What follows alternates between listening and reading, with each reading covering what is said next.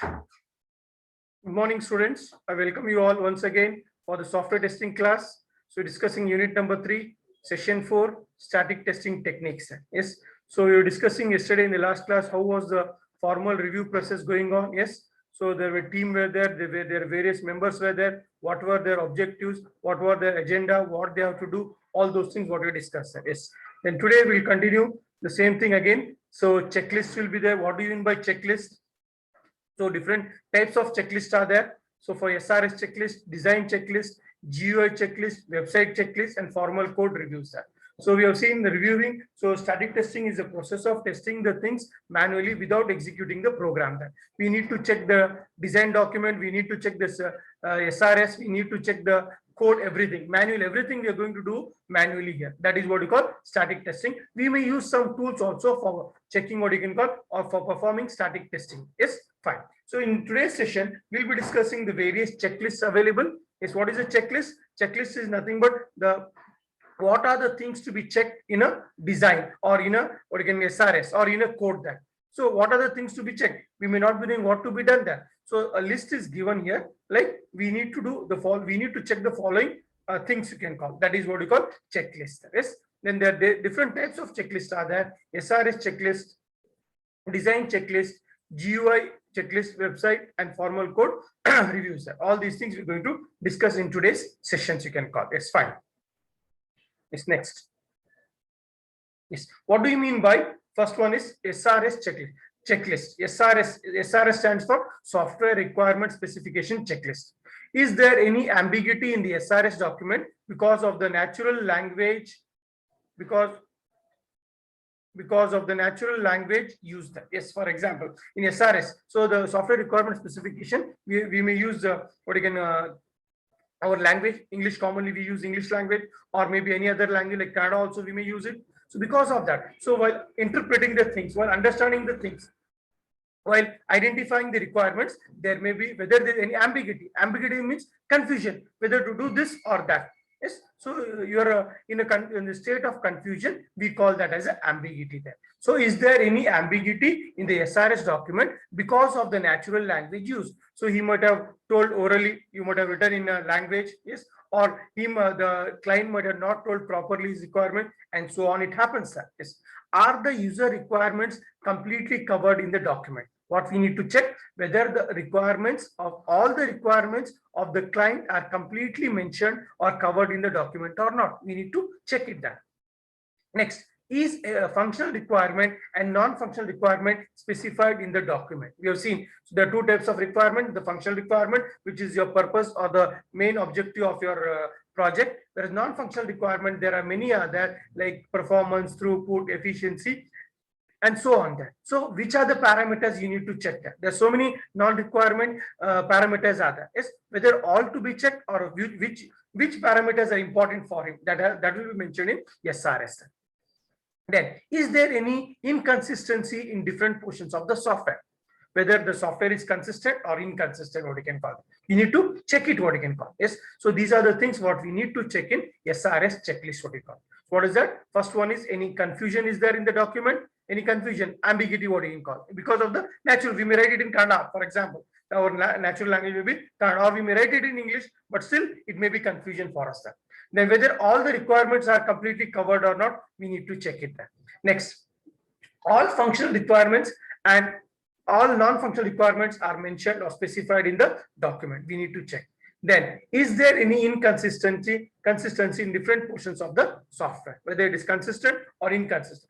So, if there is any inconsistency, then you need to note down that. So, these are the things what we need to check in the SRS, what you can call it. Software requirement specification document, or we call that as a SRS checklist. What are the things to be checked by the reviewers in a SRS document? We call that as a SRS checklist. Checklist is nothing but the list of things what you need to check. And where SRS in a software requirement specification document, you need to check the following things we can call. That is what you call SRS checklist, what you can call. Yes, fine. That is the first one.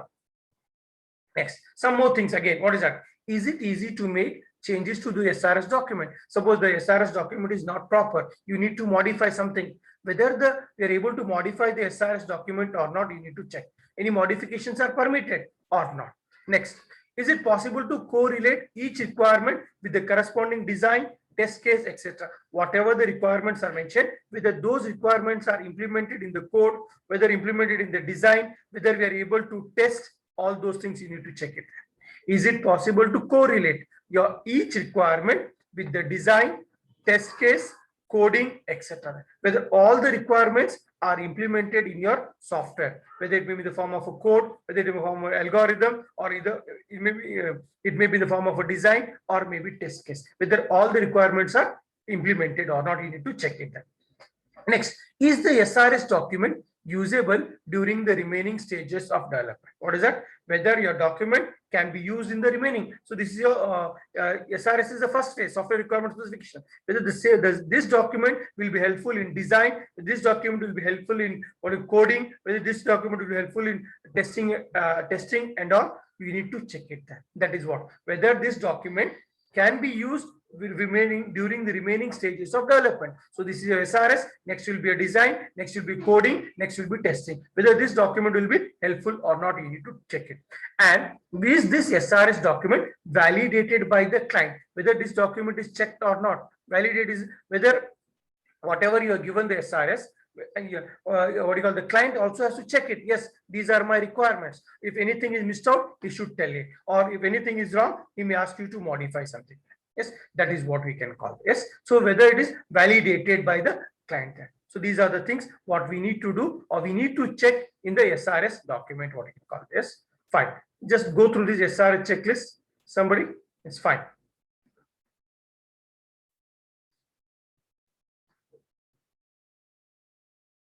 Somebody go through this checklist. Is there any SRS checklist? Is there any ambiguity in the SRS document because of the natural language used?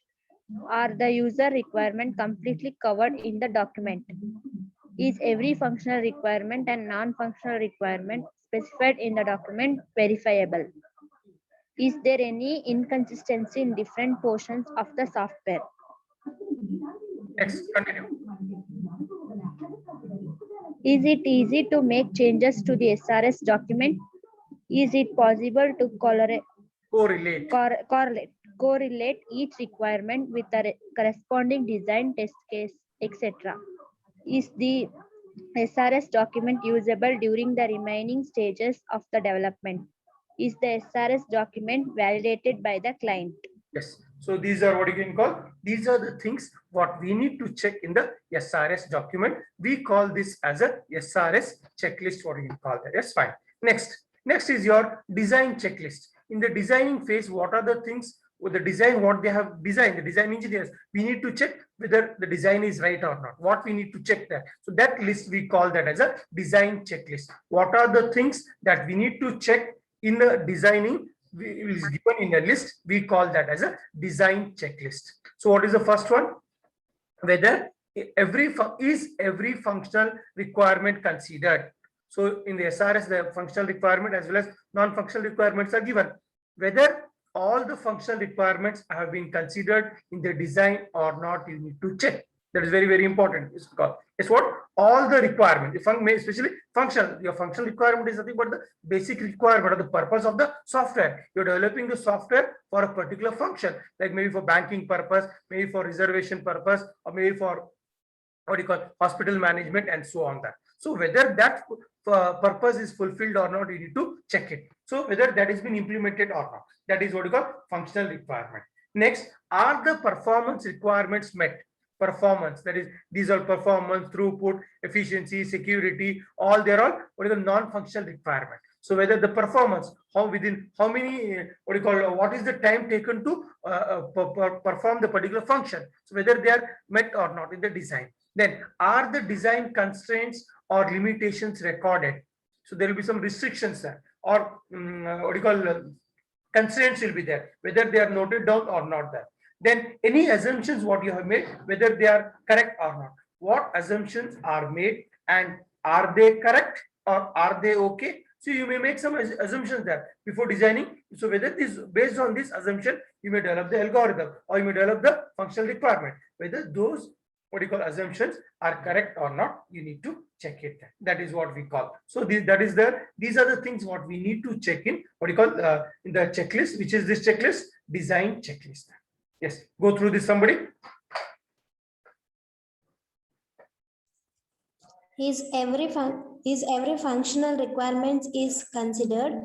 Are the performance requirements met? Are the design constraints limitations recorded?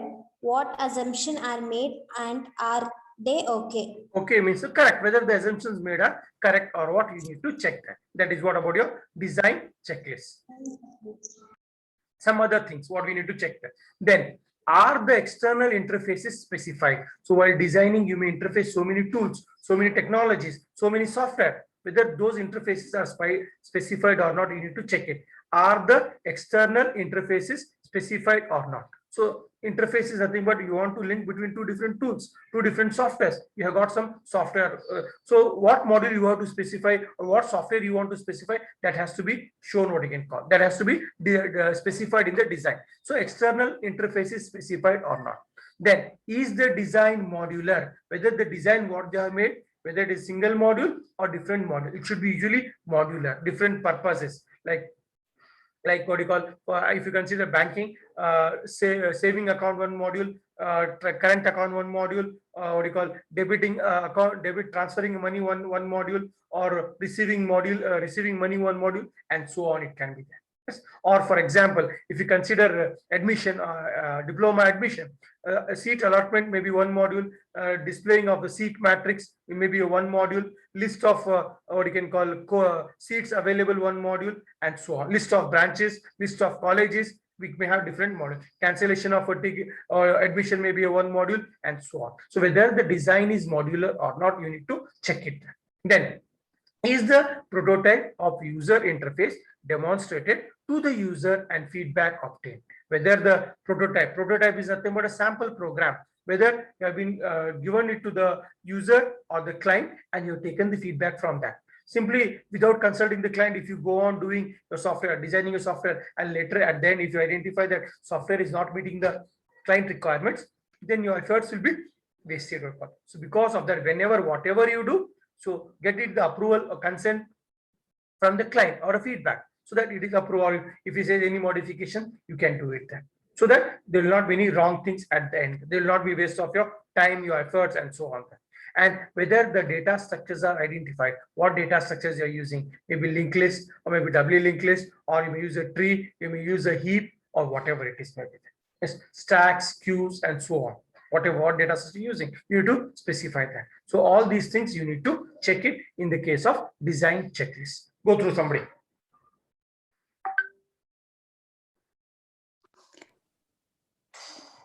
Design checklist. Are the external interfaces specified? Is the design modular?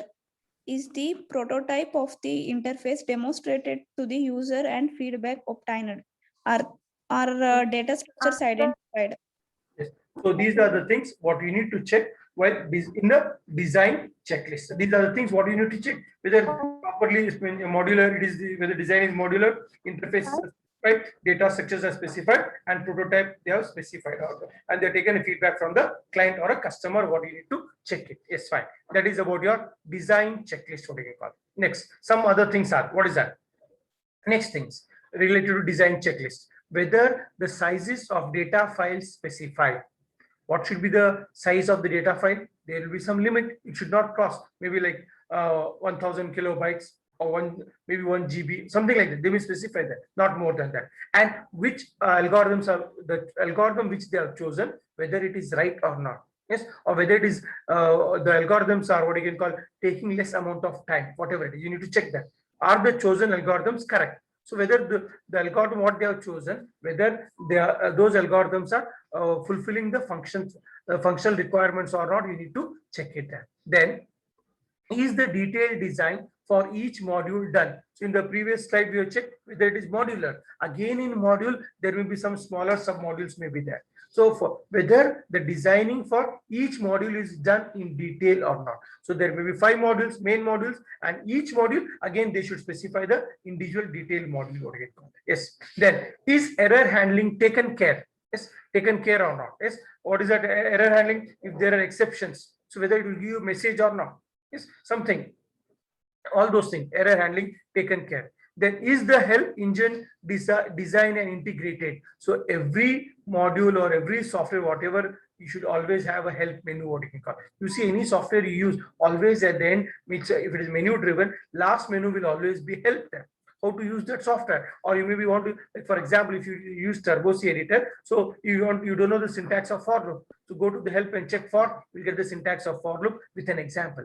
So whether the what you call in the design also, whether they have taken care of, they specified the help engine design and whether it is integrated in the software or not. Then are hardware platform and off-the-shelf software packages like database to be used specified in the document. Suppose if it is a database project, what database you are using, what server you are using, what should be the limit, and so on. Yes, what internet speed you want, what is the bandwidth of the software, what hardware you minimum hardware, minimum, and what are the software required, and also on. And so on. What is software? Like for example, you some applications you may require .NET applications, whether it is mentioned or not. Yes, and what should be the speed of the bandwidth, what should be the hardware, all those things you need to check it in the case of design checklist. Go through this, somebody. Design checklist. Are the size of data files specified? Are the chosen algorithms okay? Is the detailed design for each module done? Is error handling taken care? Is the help engine designed and integrated? Are hardware platform and off-the-shelf software package such as database to be used specified in the document? Yes, fine. So all these things we need to check in the design there. Whatever the design engineers have done, whether they have done properly or not, we need to check. This is what we're discussing, the static testing, reviewing it, they're checking it. That is what you call the checklist, what you can call. So you discussed now about the design checklist. Next, we are coming to the third one is GUI checklist. Yes, GUI means, what is GUI? Somebody? Graphical User Graphical interface. user interface. All the applications now are GUI, we can call. Enter what do you call your username or password, then you submit. Like for example, you log in. So it's a GUI application there. Yes, anything, whatever you're doing is now all your GUI application. They ask you to enter your username and password and submit. Then you'll be able to log in there. Same case. Same your now, for example, I'm sending a link. You'll just tap that link and you can join it. So all these are nothing but your GUI applications. So what are the things to be checked in the GUI application? We're going to discuss it. Is the application starting when the icon is double clicked? See, we usually do double click there. Like for example, I want to open the Zoom, I'll double click it. So same way, whatever the application you have designed, whether it is opening when you press it, it is double click, what you need to check it. That is one thing. First, next point. Next point, is the application starting twice when the icon is clicked twice? Suppose by mistake you clicked once. Yes, you clicked it once. You think it's not opening. Once again you double click it. So it may open, but it should not open twice. It should open only once. Whether they have taken care of that. So these are all the things what you need to check it. Then is the caption of the main window of the application having same name as that icon? Like for example, I'm using Zoom. So when I open it, the caption should be Zoom app. So whether it should say matching with that or not, that you need to check it. Is every window having the correct title? So you open different windows. So the title of the window, it may be like a file. You might open, it's a file menu should be there. Or if you cut, so there is edit menu, it may be edit. Or if you help menu, so the title should be properly displayed. Whether such things are being displayed or not, you need to check it. What is the first one? It's application. The icon is when you double click it, whether it is opening or not, first point. And when you double click twice, it should not open that. That is what you should check that. If it is opening, then that is not a proper way what they have designed there. And when you open the window, main window, whatever the application is that, the same name should be displayed, what you can call it. Next is the next point is for when again in the main application you may open so many other windows there. Whether the proper the title is displayed or not, you need to check it. So these are the things what you need to check in the GUI application. Before that, it's fine. Next, go through this. Somebody. Is the application starting when the icon is double clicked? Is the application starting twice when the icon is double clicked twice? It should not. It is a caption of the main window of the application having same name as that of the icon. Is every window have the correct title? Whether the title is displayed properly or not, you need to check it.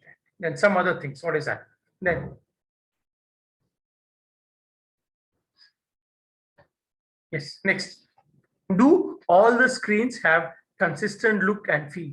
So what do you call, whatever the design you have made, whether it is of similar one app, whatever the design you have made for the first, what do you call, window or the tab, same should be for other tabs or maybe for separate the other windows also. There it should be consistent and it should be good look and it should be good feeling. For suppose one window you may use dark color, other you may use light color, different, inconsistent. That should not happen. There the screen should be similar, what you can call. Yes, like so. Do all the screens have consistent look and feel? First point. Next, is each field validated in every screen? In the menu driven, for example, yes, you want to open a file, whether you're able to open a file, save a file, copy a file, and so on. So whether it is being performing the particular task or not, you need to check. Each field validated in every screen. Yes, you need to check that whether all the, you may have different fields, whether they are being checked or not. You need to check validated. Like for example, you are entering what you can call username. So username has got a particular form, like you're entering mail,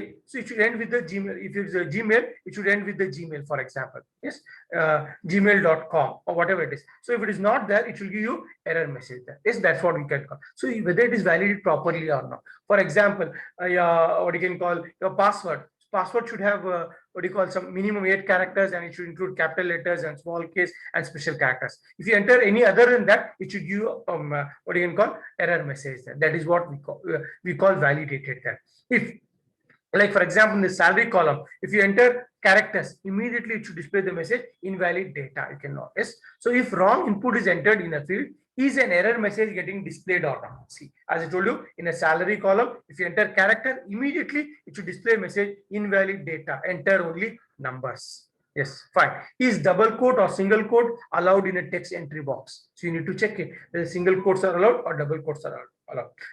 Then does each push button have a shortcut key then? Yes, what do you call, you want to do something, submit offer, whether they're having some shortcut keys or not, you want to check it. Like submit button is a push button, what you can call. Yes, so whether they're having any shortcut keys or not, you need to check.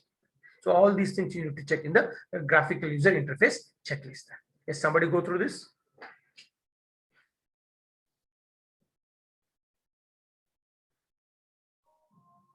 Do all the GUI. screens have consistent look and feel? Is each field validated in every screen? If wrong inputs is entered in the field, is an error message getting displayed? Is double quote or single quote allowed in a text entry box? Does each push button have a shortcut key? Shortcut key, like for These example, are for control S is a shortcut key for saving a file. Is it clear like that? Any shortcut keys are there for opening, maybe control O or control C for copy, control X for paste, cut and paste, something like that. So whether such shortcut keys are there or not, you need to check it. Is somebody any doubts there? Somebody was asking some question. Anything? Anybody?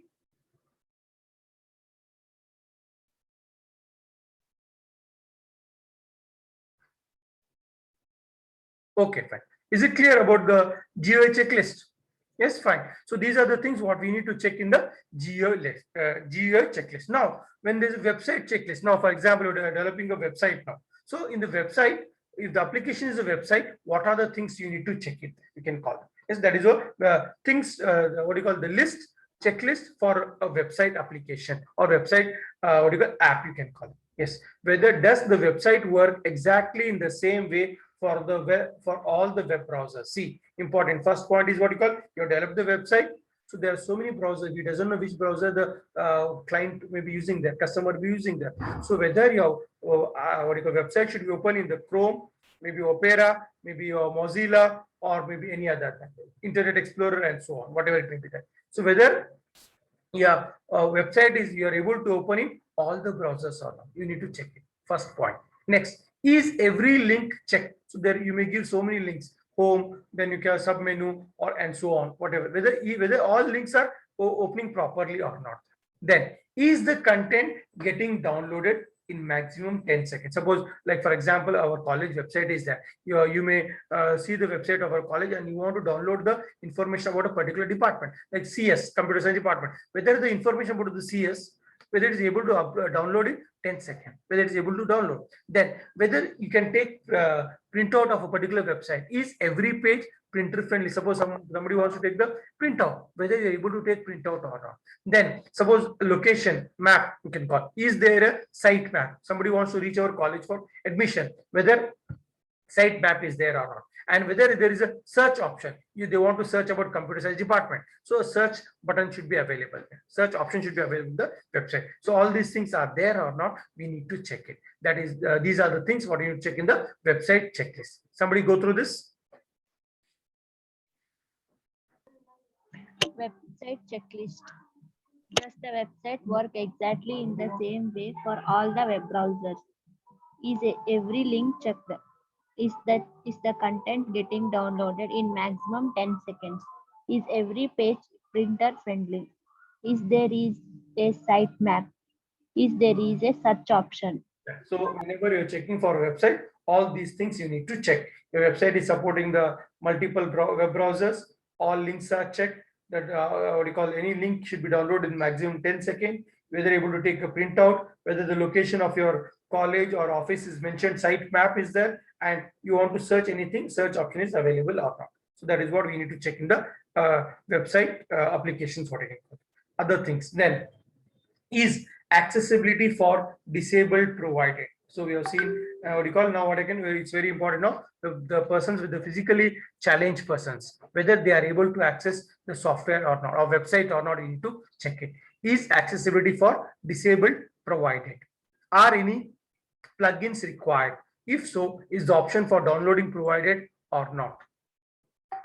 What is that? Is the option for downloading provided? Like for example, you want Flash, for example. Flash, you are displaying some video in your website, or images are there. So for images, you require some video. Maybe you want to have a Flash software. So somebody may not have that Flash software. So when you download that particular website, when they go for a particular website, it should provide a link that the download Flash, for example, software, so that they can see the video of that particular college or office, whatever it may be. So like such, whether such plugins required, if it is required, you need to give the option there available. Are any plugins required? If so, is the option for downloading provided? Like for example, like when you open a website, our department website, there by default always it will be Kannada. On the top, there is an option called as English. When you press English option, the website will be converted into English automatically. So that is what it can, plugins like that. So, or suppose you want it any other language, definitely it is maybe available, for example, like that. So if there any plugins are there, you should mention that. Yes. Then is there audio content? So any audio files are there, or there will be some message by the director, or maybe some message by some educational, something may be there. Whether such contents are there or not, you need to check it. If so, what resources are required on the client system for the audio to play? Is that indicated in the site? Suppose there is audio or some message is there from a director, or maybe from a education minister. So somebody wants to hear that message. So for that message, what are the basic requirements? There may be some speaker is required, and what files are required, minimum files there. Yes, so that should also be mentioned in the what you can call the checklist. Yes, somebody go through this.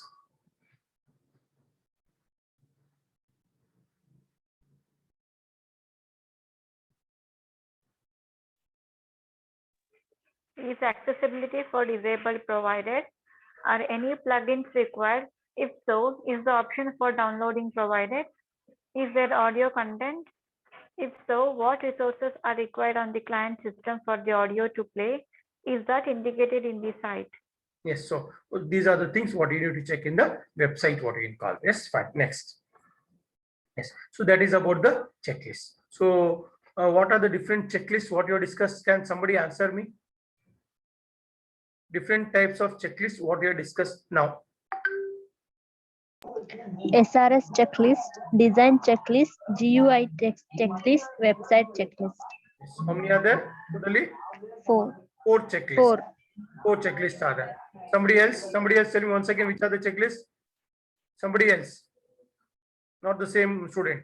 Somebody else. I want others to tell.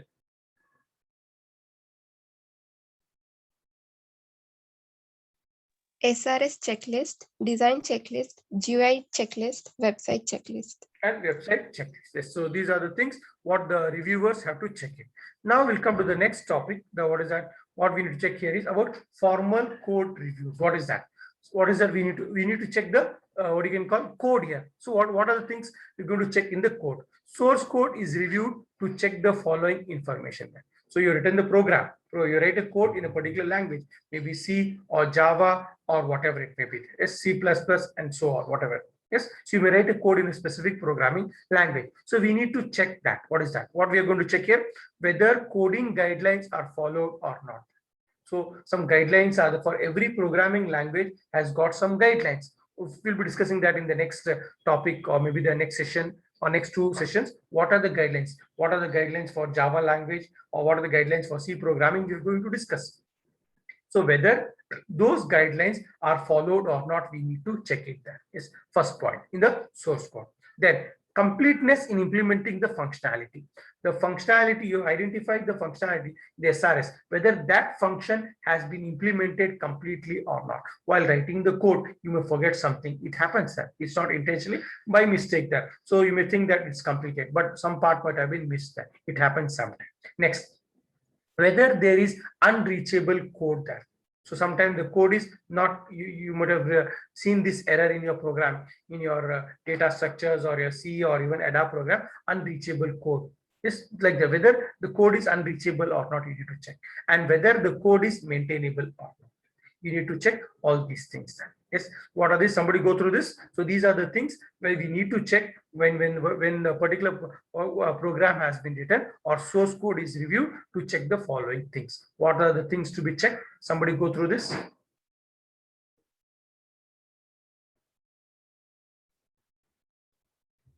Formal code reviews. Source code is reviewed to check the following: whether coding guidelines are followed or not, completeness in implementing the functionality, whether there is any unreachable code, whether the code is maintainable.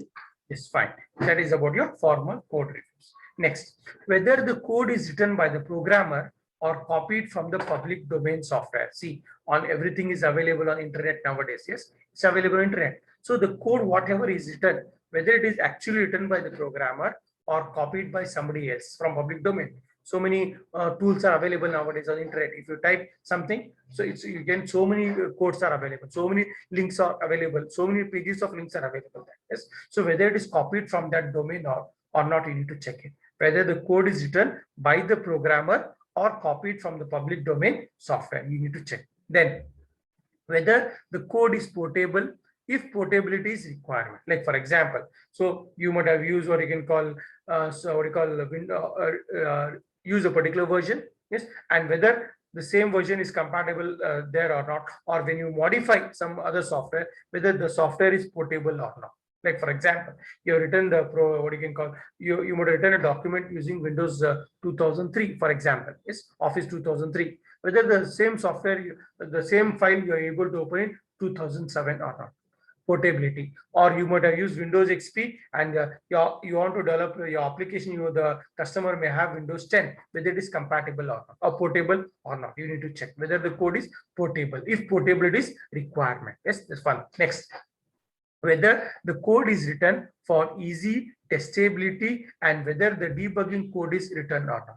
So whether you can able to test the code, whether you're able to debug the code or not, you need to check. The code is easily testable and whether the code should be easily testable also. Yes, testability and debugging code is written or not.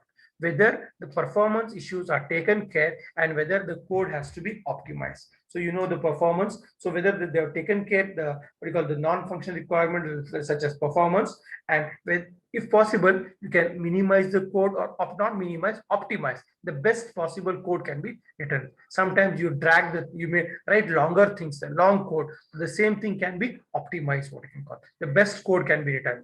So that is what you need to check it here. So that is what, whether the performance issues are taken care and whether the code has to be optimized. So these are all what you call the reviewers have to check when the program is written or the source code is written there. Yes, somebody go through this.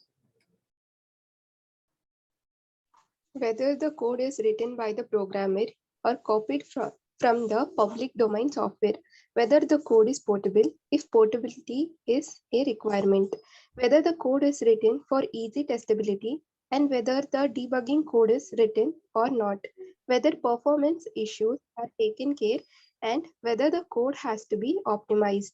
Yes. So these are the things what the reviewer have to check in the case of source code or in the program, what you can call that. So that is what we have discussed in today's classes. So in today's class, what are the things you discussed here? Somebody you can list it. You discuss about the different types of checklists. Which are those checklists? SRS checklist, design tech checklist, GUI checklist, website checklist, and formal code reviews. Yeah, so these are the things what we discussed in today's class. So different types of checklist. Checklist is nothing but the list what you need to check in a particular document. What are the things you need to check in SRS document? We can call SRS checklist. The list for design document, we can call design checklist. For list for GUI applications, we can call GUI checklist. And the list for website, we can call website checklist. And what are the things the what we call the reviewers have to check in the code, we call that as a formal code reviews. So these are the things what we discussed in today's class. So with this, we'll wind up our today's session. So if you got any doubts, you can ask me. Otherwise, we'll wind up the session. Thank you.